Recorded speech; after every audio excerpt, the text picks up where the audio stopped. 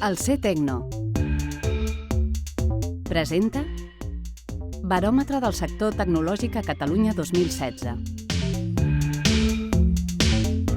Per 8è any consecutiu, el C-Tecno, en col·laboració amb els actors més rellevants del sector, ha elaborat aquest estudi del mercat tecnològic a Catalunya, on s'analitza en profunditat la seva situació actual i les perspectives de futur. L'estudi realitzat indica que hi ha una bona dinàmica en el sector tecnològic, però apareixen indicadors que mostren que encara queda feina per fer, especialment en el marc de la transformació digital.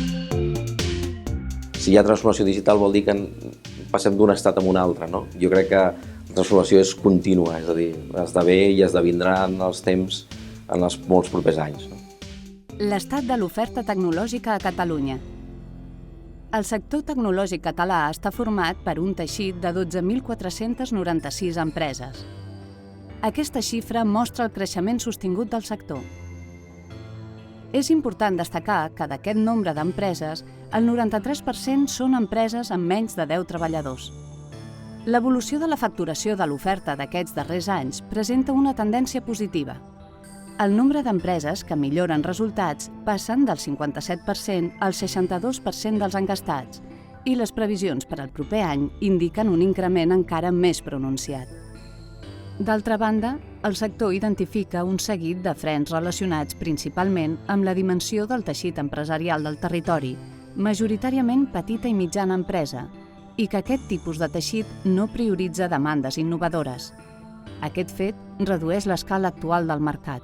El cert és que les empreses tecnològiques sí que tenen una aproximació molt tecnològica fins ara i cada vegada han de tindre més una aproximació d'innovació i de tindre metodologia per crear junt amb el client nous serveis i nous productes. Tot i els frens exposats, la percepció de la situació del sector tecnològic continua la visió positiva i millora la seva valoració. Demanda tecnològica a Catalunya. Tanmateix, la demanda no té la mateixa percepció del sector tecnològic. La seva valoració ha empitjorat respecte al baròmetre anterior. L'única manera d'aportar valor és conèixer la problemàtica del client i la major part de vegades és una problemàtica sectorial, sobretot. La demanda opina que l'oferta no transmet correctament les seves solucions. En aquest sentit, el nombre d'encastats que creu que l'oferta transmet de manera clara els seus serveis i productes s'ha reduït. En canvi, han augmentat els que creuen que no hi ha estratègia de producte ben resolta. D'altra banda, a l'hora d'escollir una solució, la demanda segueix prioritzant especialment el preu i l'experiència del proveïdor, fet que penalitza les solucions més innovadores.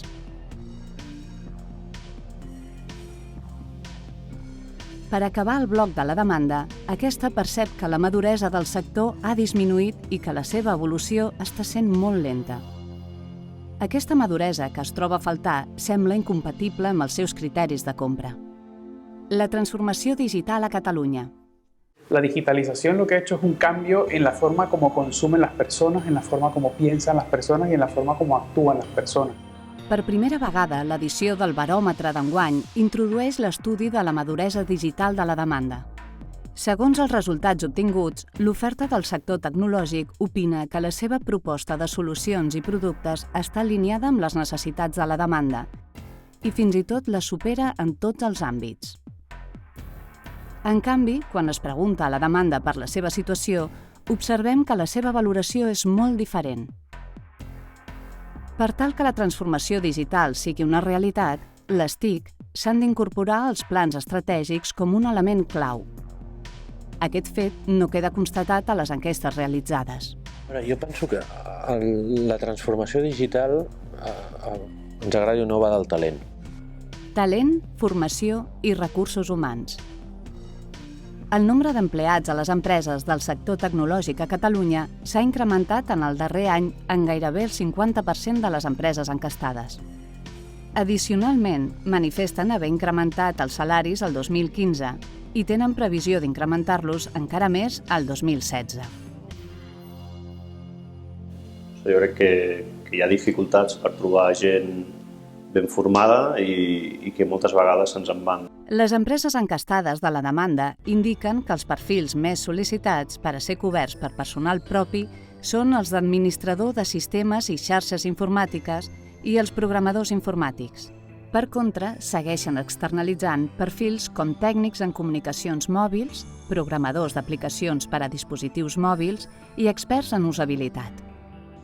Les empreses necessiten, lògicament, tindre empleats amb noves competències, amb noves habilitats i amb nous coneixements. Potser necessitem gent molt més creativa, molt més disruptiva, molt més preparada al canvi. Les empreses es protegeixen davant de la possible fuga de talent per mitjà de diferents plans d'atracció i retenció. Més del 75% de les empreses encastades afirmen disposar d'aquest tipus de plans. Aquesta retenció de professionals es fa necessària ja que les empreses manifesten dificultats per obtenir certs perfils, especialment aquells que conjuguen coneixements tecnològics i competències transversals. Només un 5,9% dels encastats afirmen que la formació està totalment alineada amb les necessitats actuals.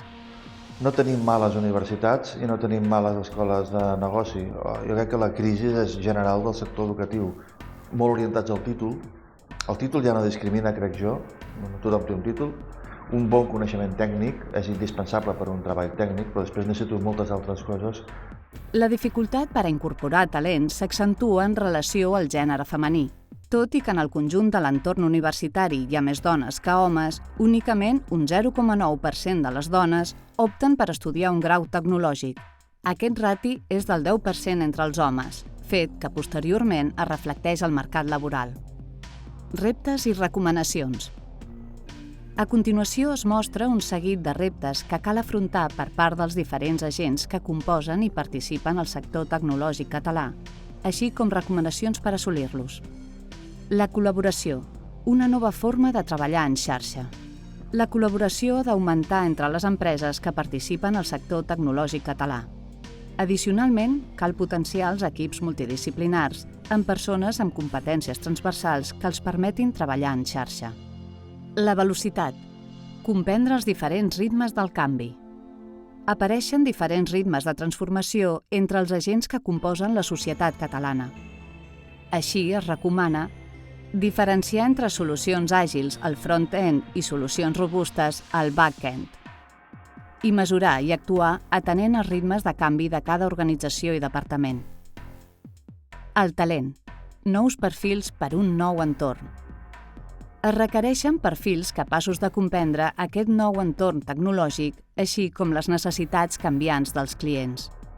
En aquest sentit, es recomana potenciar la formació en competències transversals des de la primària fins a la universitat, adaptar més ràpidament la formació específica i potenciar els graus mixtes. La regulació, un repte per a la transformació digital. Els canvis en els models empresarials i de negoci, motivats per la transformació digital de la societat, demanen una major agilitat en la seva regulació per garantir un marc de treball comú per a tots els agents, que no suposi un fre a la innovació. En aquest sentit, es proposen les següents recomanacions.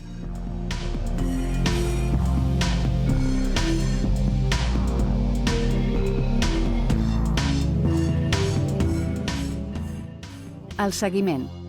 L'Observatori de la Transformació Digital a Catalunya. La transformació digital afecta a tot l'ecosistema empresarial català. Cal aprofitar les sinergies de totes les iniciatives que s'implementen. En aquest sentit, es recomana la creació de l'Observatori de la Transformació Digital a Catalunya.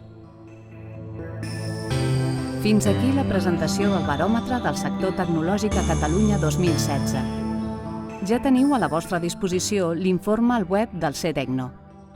Desitgem que sigui del vostre interès i us ajudi a prendre millors decisions i contribuir així al creixement del teixit tecnològic català. Moltes gràcies per la vostra atenció.